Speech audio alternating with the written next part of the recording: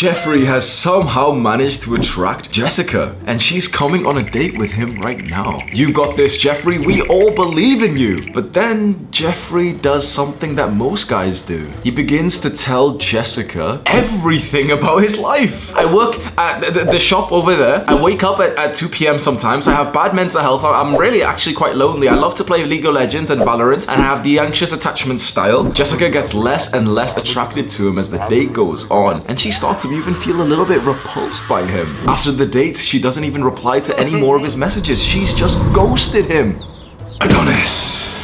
Adonis sees Jeffrey sitting alone and looking sad. Jeffrey, my boy, what troubles you? I was on a date with Jessica, but then when I told her everything about me, she got bored and left. Adonis, of course, knew what the issue was. She felt unattracted because you killed all the mystery, young Jeffrey. Attraction can only be intense when mystery is involved. Jeffrey thought about what Adonis had told him and realized where he had gone wrong. He told Jessica everything about his life. He followed all the normal advice that he'd seen up to this point in his life, that he should open up and talk about his interests and his hobbies and tell her everything. He will not make the same mistake again.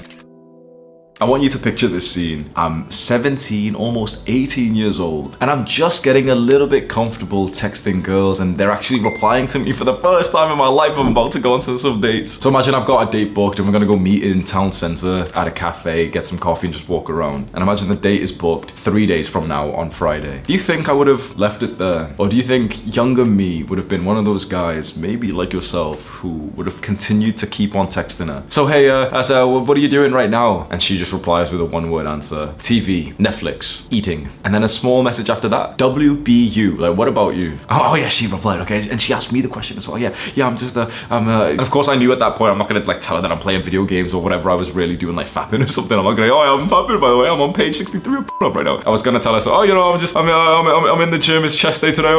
It's having that kind of conversation where you ask her what she's doing and she asks you what you're doing, and you have this like friendly conversation. Is that truly, answer this question, is that truly gonna increase her attraction into you? Do you think that the guy who's actually good with girls, and I'm sorry to discuss you, but maybe the guy who has been with the girl that you've got a crush on, maybe the guy that she's currently waiting to text her back and he's taking a while, you know, the guy that your crush is chasing, is he texting her, hey, what are you up to? I'm just watching TV. Like, I mean, he might send her like a WYD text, like, what you doing, in more of like, you know, a sexual tone of like, yeah, what are you doing, come over, something. But you've probably seen this around you, that the guy that the girls actually go for aren't taking as much of an interest in them. And what's interesting is that the girls are taking an interest in these guys, and these guys aren't really ever answering the question that they ask. You know, I've got like such a weird piece of advice. It's like a tip that you can follow, which sounds so silly, but it works like such a crazy amount. Never answer a question of hers that's gonna kill the conversation. So just quickly for this tip, just when a girl texts you and she says, oh, hey, how are you? The thing is, you can be like 99% of other guys and be like, yeah, good, and how are you? And now you're just having a boring, stale, normal conversation with her. What you can do, which sounds so socially uncalibrated, but it works so much more effectively, is that if she does ask you some kind of question, or she leads the conversation down into a path which is going to destroy some of your mysteriousness, and it's going to lead into some boring part of the conversation, oh, so how many brothers and sisters do you have? What you can simply do is just not reply to that question, take a little bit of time, and then just change the conversation. So your text history might be her saying, oh, so do you have any brothers or sisters? You don't reply for an hour or two, and then you reply with something like, let's get coffee tomorrow. It sounds silly, and a lot of guys will never attempt this, but that's maybe because a lot of guys don't realize just how important it is to be mysterious to the girl that you want to attract. Because let's see it from their perspective, and I'm not talking about, you know, what some girls on YouTube or TikTok say that they want from guys. Yeah, I just want a guy who opens up and communicates. What a girl says, especially in front of a camera or in front of other people, is not always what she truly wants. A lot of girls will openly, happily with a smile say like, yeah, I just want a nice guy, and then...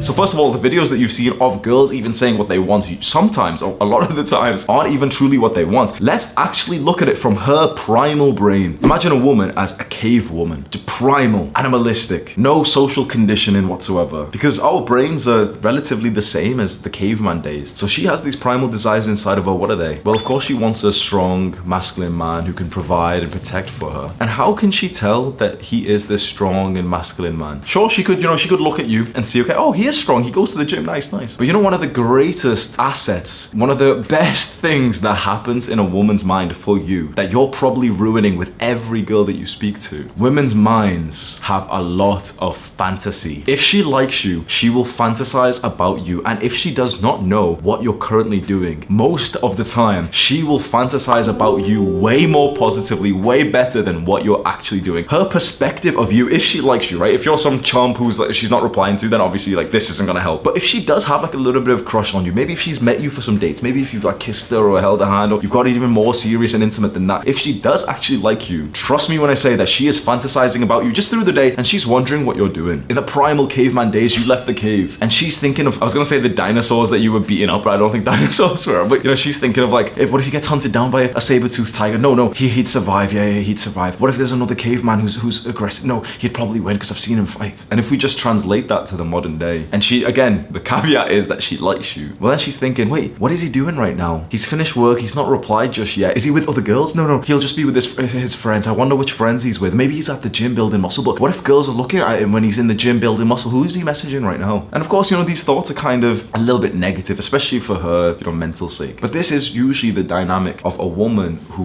really, really looks up to, respects, and values the man that she has in mind. She will fantasize about you and what you're doing as long as you stay mysterious. But imagine if she was gonna fantasize about you. Imagine if she was gonna think that you're doing these amazing things, and then you send her that dreaded message. Oh, hey, what you up to? I'm just watching TV right now. Fantasy destroyed. Mystery gone. Oh yeah, he's just watching TV. Okay, yeah, fair enough. Yeah, I'm watching TV too. But just before you sent that text, or maybe you met her in person and she said, oh, what did you do today? And you just blindly answer the question. Oh yeah, so today I woke up at 8 and then I went to the gym and I did some training and I did this and did this and this. Mystery destroyed. So I want to give you some actual like practical tips, like sentences that I personally say that you can kind of, maybe don't steal them exactly, but you know, make them like your version of them. And I'll give you a disclaimer that before I'm gonna tell you of some stories where, you know, I've remained mysterious and I've said like, you know, the right thing to a girl, it is gonna sound cringe when it's like me talking to you on the camera. Do you know what I mean? Like oftentimes when I try and give real practical tips, especially about dating and flirting, it always feels kind of cringe and uncomfortable because I'm not here with a woman right now. If maybe like, I wouldn't do this, but like if I recorded a video of me and my girl flirting, then that would be different. So I'm gonna tell you just logically in a dry sort of way of what I say and somewhat of how I say it. And so you can just kind of, you know, grasp an idea, but just understand that it's not gonna seem anywhere near as like good as it probably would be if it was actually with, you know, some woman that I'm flirting right here, right? So for example, in 2021, let's say through the COVID lockdowns, there's a girl that I matched with on Tinder. She's picking me up from my place and we're just gonna go drive and like listen to music. So she picks me up and we're driving over there and she said, oh, so what did you do today? And I already know what to kind of answer because I'm thinking, okay, I'm not gonna tell her the truth. Yeah, I woke up at 5 and then I was, you know, I'm on a dopamine detox, so I just don't really consume any bad dopamine. So then I had a cold shower because cold showers increase dopamine, which is really good. That Andrew Huberman said that it's really good. Then I brushed my teeth. I didn't floss in the morning because I floss at night and you don't really need, obviously I'm not gonna answer like that. Even if I did some fun stuff, right? So yeah, I went for a big run with a weighted backpack and then I set up my gym rings on a tree. It's like, it's not that attractive when you tell her. So again, this girl asks, what did you do today? My answer, you know, I'm laying back. It sounds cringe when you, oh yeah, I was like this, guys. I was such an alpha male, but like, hopefully you can find some value in this. I'm like pretending to be way more cooler than I actually am. I'm actually a bit of a geek. But I'm like laying back, arms up here in the car. So what did you do today? Bits. And she laughs like, haha, bits? What do you mean you did bits today? Yeah, I did bits today. And then like, you know, she's like laughing about it. Go on, tell me. And then, okay, we move. And I grab my phone, change the song and the playlist or whatever. Boom, test passed. And it sounds silly and you're probably thinking, well, I can't reply to a girl when she says, what did you do today? And I just say bits. That's like at least my vibe that's worked for me is I can answer with like a very short sentence of one word. Let's give you another one with the same question. Okay, what did you do today? If you answer this question honestly, that's a mystery killer. Oh yeah, today, okay. So we know we're not gonna answer it directly. But she says, what did you do today? And you look at her and say, guess. I don't know, you just went to work. And just look at her and just give her like a little grin. That. And she's like, what are you laughing about? What did you do? What?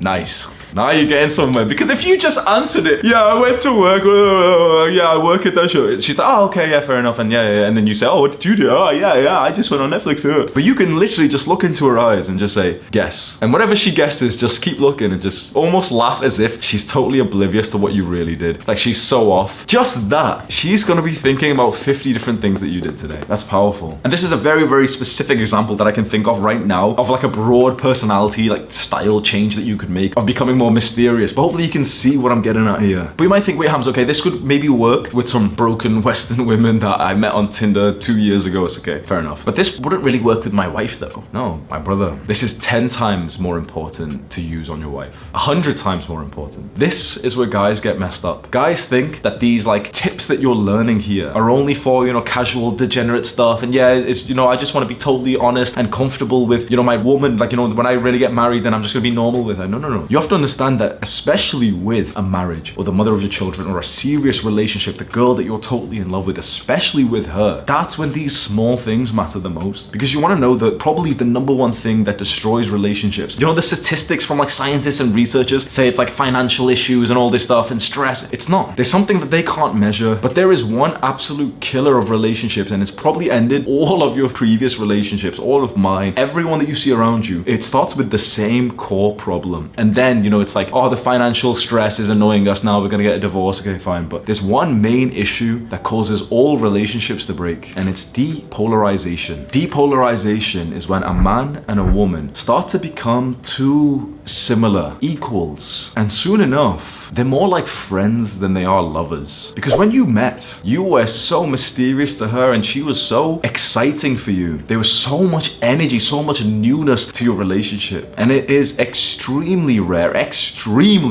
to carry this on for the long term. Imagine that first date that you had with, you know, a girl who becomes your girlfriend or your wife, and how nerve-wracking it was and how like exhilarating it was to be in each other's companies, and you probably didn't even have any thoughts in your mind. Is it like that once you've spent 100 hours, 500, 1,000